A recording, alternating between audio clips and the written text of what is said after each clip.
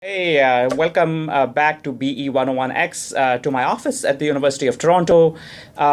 Just a couple of quick thoughts on the discussion boards. There was actually a lot of discussion on the notion of rationality and what's rational and what's irrational.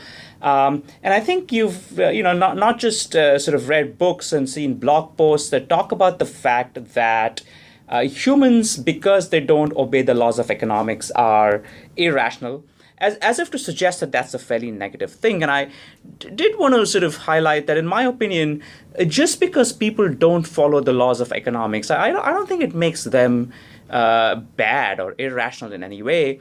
They're just being human. So we need to look at the laws and sort of look at the question of whether, in fact, economics is the best system to model human behavior, and it's probably not.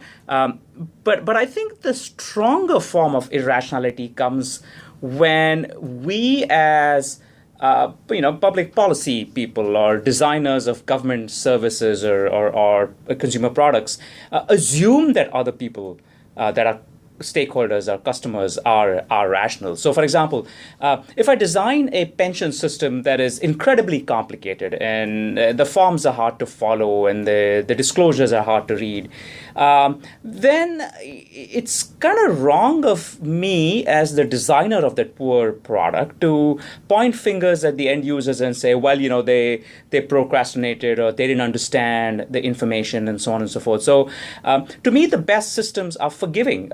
As Sunstein and Thaler write, the best systems assume that people will procrastinate. They assume that there will be delays and that people will not be motivated to understand information. And those systems, those products incorporate these basic assumptions about human behavior into the way they are designed. And so I think that's the important thing to keep in mind is let's not point fingers at people just because they're not obeying the laws of economics.